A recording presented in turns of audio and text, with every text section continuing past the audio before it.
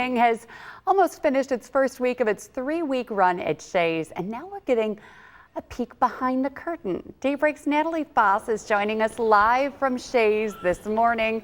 And Natalie, you took a look at some of the puppets and the costumes that really helped this show come to life, bring the wow factor. Good morning.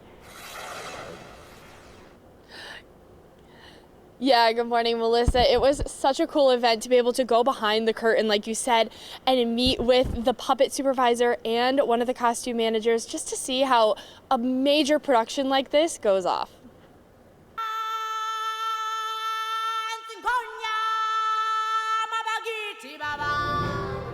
Each night at the Lion King at Shea's Theater, hundreds of people are working hard to make sure that the show holds the same magic as it does on Broadway.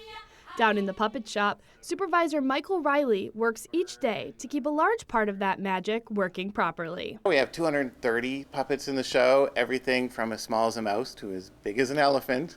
And it's my job just to look after them all, make sure that they look exactly the same as they did on opening night. Michael has worked on Lion King, taking care of those puppets for 25 years, and he's gotten to see them evolve. As we went along, the puppets changed, the technology changed a little bit, but the look of the puppets and how they operate always needs to stay the same. To go with the hundreds of puppets, there are thousands of costume pieces worn each night, and they're all housed backstage. Between every glove, headband, every little piece, there's so many pieces in the show, so many shoes, so many different hats. It's really a feast for the eyes of the audience. Now, you may be wondering, how do they keep them all organized? Every actor is assigned a number, and every single piece they touch or wear has the same number.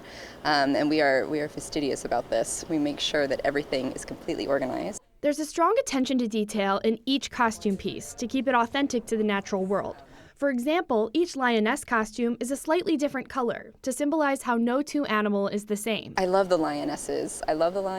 Their silk is my hardest thing to repair, and also just billows so beautifully on stage. With a 3-week run, they said it can sometimes get repetitive, but they try to keep the energy up for every single performance.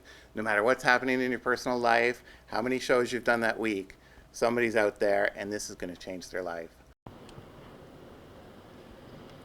The Lion King runs here at Shea's Theater until Sunday, January 5th. So if you're still looking for that last-minute Christmas gift, you can go ahead and grab some tickets. And I've seen The Lion King a few times, and I learned so many fun facts. I only dropped a few on you because I didn't want to bore anyone. And Melissa, I know you've said it a few times too, but this was Elliot's first time, so I'm curious to hear how he liked it. Yeah, I mean, it was so majestic. I think the most incredible moment is the very beginning with the parade of all of the animals going on to the stage during the Circle of Life. It just takes your breath away, and what a way to start the show.